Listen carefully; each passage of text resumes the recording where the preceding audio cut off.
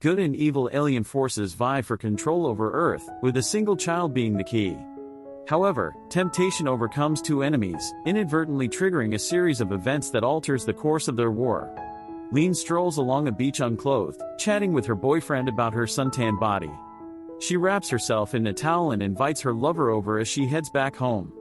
Meanwhile, Johnny arrives at the shore, hauls his boat out using his trunk, and races home, passing Lean on his way.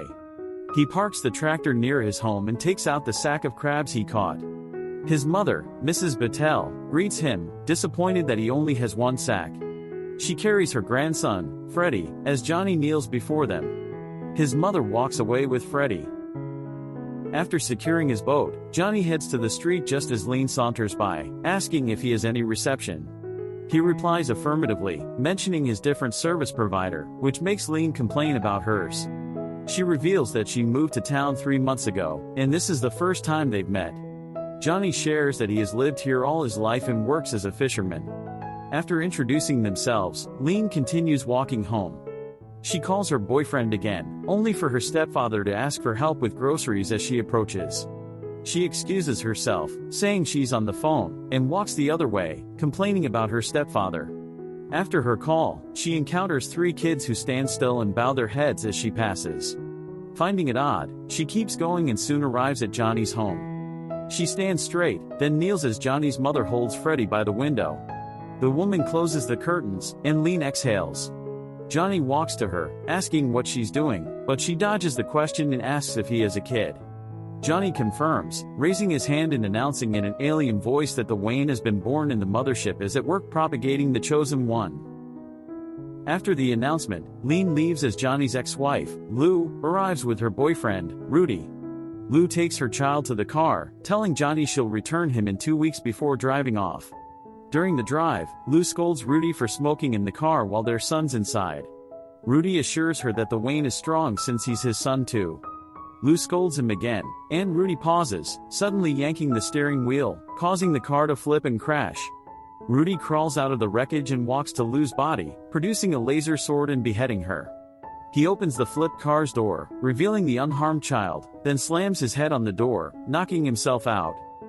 Later, Johnny, joined by 2 officers, watches the news in shock as the reporter details the car crash and Lou's mysterious beheading. That afternoon, Johnny is on horseback, speaking to his knights. One knight thinks the crash was an accident, but Johnny believes it's a smokescreen. When asked what they'll do about it, Johnny declares that the council will decide. The knights argue that the ones won't let the Wayne rule the world and will eliminate him once he matures, along with all of them. Johnny refuses to let that happen, declaring they'll fight them in summer.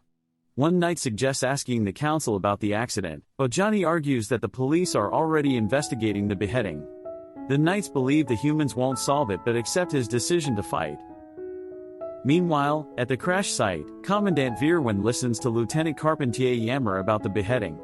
Van thinks extremists are responsible, and Carpentier sarcastically praises his intellect, but Van is already inside the car. Elsewhere, Rudy talks to the townsfolk, claiming he doesn't remember anything about Lou's beheading since he was unconscious. The people seem unconvinced. A woman in a swimsuit named Jane approaches, and Rudy excuses himself. He bows to Jane, but she scolds him, not wanting others to see. She asks if Lou's head was neatly severed, and Rudy confirms. Satisfied, Jane reminds him that Lou was demonic and that they must watch over the Wayne and eliminate him when the time comes. Rudy bows again, calling her a princess, but Jane stops him, warning against the Black Knight, Johnny, noting his power. Rudy thinks he can handle Johnny, but Jane tells him to be careful before diving into the sea. Emerging inside a titanic cathedral-like ship in another dimension, Jane reports to an orb of light called the First that Lou has been dispatched, reasoning that Lou was already infected by the Wayne. The First acknowledges her actions and declares their intent to eradicate the Zero from Earth to prevent its corruption.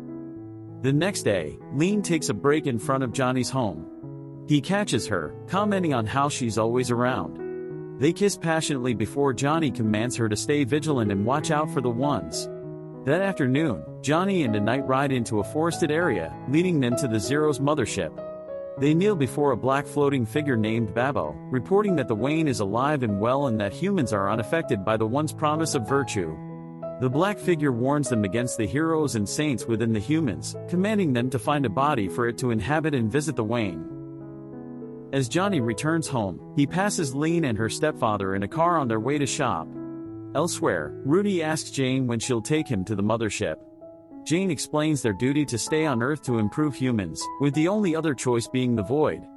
A beachgoer approaches calmly, but Jane alerts Rudy that it's a foe. The man brandishes his laser blade and beheads the beachgoer. Jane pushes Rudy back as the body dissolves into black goo. Rudy asks how she could tell between Zeros and humans, and Jane answers that unlike the evil Zeros, humans are neither good nor evil. Another day, Lean runs to Johnny in a panic, suffering a seizure. He holds her down, assuring her that she's turning into one of them. She calms down, and Johnny helps her up. Besides turning Lean, Johnny witnesses Babbo's possession of an age tour guide, allowing him to walk on Earth. Babbo meets the child outside Johnny's house, with Johnny's mother thinking he's their godfather. After meeting the Wayne, Babbo returns to the mothership and changes clothes, sitting on his throne and signaling musicians to play music, prompting distorted black figures to dance. His party is interrupted by an alarm, and a black mass reports that the ones are about to attack. Babbo commands them to face the forces head-on, believing that when good weakens, evil grows strong. On Earth, Rudy asks Jane when he'll fully turn into a one, and she assures him it's almost time. The princess suddenly senses Johnny approaching, the fishermen walking with Lean in a crowd, blocking their enemies. Jane warns Rudy not to be reckless since Johnny is powerful and Lean could defeat him even if she's incomplete. Jane assures him they won't back down regardless. On the beach, Johnny relaxes, grumbling about Jane's arrogance, though admitting it makes him want her. Lean smacks him in response. Later, Jane trains Rudy in sword fighting. He struggles while his mother, Giselle, scolds him for being noisy. In the One's mothership, entities of light debate their influence on Earth. Upon learning evil still proliferates, the Middle Ones decide to visit Earth. A smaller ship exits the mothership and arrives on Earth. Johnny witnesses this from his boat and goes ashore to investigate. Jane runs to the landing ship, escorting the Queen as she arrives. They pass Lean's house, and Jane points out that only the daughter is influenced, not her stepfather. The Queen states they must invade Earth to cleanse it of Zero's evil. Jane kneels in acknowledgement. Meanwhile, Babbo watches the one ship attempt to crash into them. He commands his agent to veer left, dodging the ship. The agent asks if they're retreating, but Babbo wants them to think so to make their actions unpredictable. On Earth, an agent informs the Queen of the Zeros fleeing the battle. She laments their cowardice and tells Rudy the Wayne must be eliminated before his evil proliferates. Mrs. Battelle approaches, pushing the Wayne on a carriage, complaining to the mayor about their broken water meter. The Queen acknowledges her complaint while the Wayne stares at her. Johnny examines the Queen's ship entrance but hides when she and Jane approach. He follows Jane as she leaves, boldly offering to sleep with her. She falls into temptation, and they do it in the open field. Later, Lean visits Johnny, questioning his whereabouts last night. Johnny claims he was home and comments on seeing the Queen, thinking the ones are afraid. Lean doesn't care, making mocking gestures to entertain the Wayne. Jane and Rudy watch, with Rudy itching to beat them. Jane shushes him. After Johnny and Lean leave, Rudy sneaks into the house, the Queen watching through their cathedral mothership display. Rudy rushes out with the Wayne, fleeing with Jane on a motorcycle. Mrs. Battelle shouts to Johnny that his son has been taken. Alarmed, Johnny rushes but they're long gone. Authorities are informed, and Carpentier and Van investigate. Johnny asks what they've found, but they have nothing yet. Johnny visits Babbo, still in human form. Babbo acknowledges the advantages and assures Johnny they'll find the Wayne, as evil always propagates through circumstance. He commands Johnny to seek his son and bring him back to his grandmother. Johnny returns to Earth with his knights, storming into Jane's house and emerging with Freddy. Jane and Rudy shout, with Jane blaming Rudy for not protecting her and the Wayne. Johnny takes his son to a car with his mother, telling her to be careful. Jane reminds Johnny of their war, but he doesn't care, kissing her to prove his influence. Jane breaks into tears and runs away, reporting their failure to the Queen. The Queen scolds her, declaring they must triumph, ordering her to fight evil. Jane sees Johnny and his knights moving out, chasing after them to see where they're heading, then returns to town. She and Rudy witness hundreds of ships flying across the sky, sparking the Zero's invasion. Jane leads Rudy to the One's mothership altar, watching Johnny through the display as the final battle begins. In the Zero's mothership, Johnny reports the Wayne is safe and their forces are ready. Their leader exclaims it's time for battle, celebrating the knights who guarded the Wayne and scouted Earth. He declares humans now belong to them. Johnny pilots a fighter ship, leading the armada near the town. Jane and Rudy board their fighter ship, joining the squadrons. Their ship takes a last pass over the fields before flying to space. Carpentier and Van loiter near Johnny's household, unable to solve any mysteries. Lean passes by, dismissing them as she's going to the beach. In space, the Zero's armada faces off with the Ones. Johnny's and Jane's forces approach each other, causing a black hole to manifest. Panicked, Rudy asks what's happening.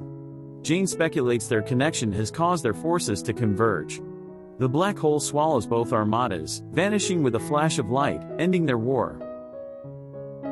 On Earth, Carpentier and Van lay on the ground as the black hole's force lifts their car, creating a windstorm. When it disappears, their car drops back. Mrs. Battelle comes out with the Wayne on a carriage, scolding the men for the noise. Unable to explain, they excuse themselves and board their destroyed car. The Wayne babbles that it's the end,